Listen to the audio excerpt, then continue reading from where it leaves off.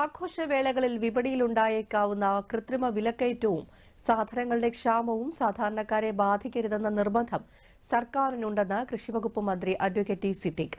കർഷകരുടെ വിഷമങ്ങൾ മനസ്സിലാക്കിയാണ് ഓണത്തിന് മുൻപ് തന്നെ വിപണിയിൽ ഇടപെടൽ നടത്തിയതെന്നും അദ്ദേഹം പറഞ്ഞു. ഓണസമൃദ്ധി കർഷക ചന്തയുടെ സംസ്ഥാനതല ഉദ്ഘാടനവും വിൽപ്പനയും കുടപ്പനക്കുന്ന് കൃഷിഭവനിൽ നിർവഹിച്ചു സംസാരിക്കുകയായിരുന്നു മന്ത്രി.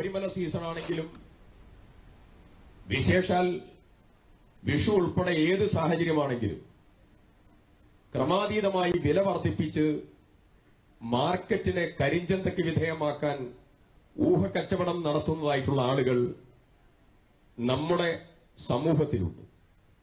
ഇതിനെതിരായിട്ടുള്ള പ്രതിരോധം തീർക്കുക എന്നുള്ള വലിയ ധർമ്മവും ഉത്തരവാദിത്വവും നടപ്പിലാക്കുന്നു എന്നുള്ളത് മാത്രമല്ല, സിവിൽ സപ്ലൈസ് കോർപ്പറേഷന്റെ വിറ്റുവരവ് ചെറിയ സമയത്തിനകം 255 കോടി രൂപയിലെത്തി നിൽക്കുക. അത്രയും ഇടപെടല. ഹോർട്ടികോർപ്പ് വഴി കർഷകർക്ക് നൽകാനുണ്ടായിരുന്ന 2,73,00,000 രൂപയുടെ കുടിശ്ശിക പൂർണ്ണമായി വിതരണം ചെയ്തു വരികയാണെന്നും VFPCക്ക് നൽകാനുള്ള തുകയും ഈ മാസത്തിനകം കൊടുത്തു തീർക്കുമെന്നും മന്ത്രി അറിയിച്ചു.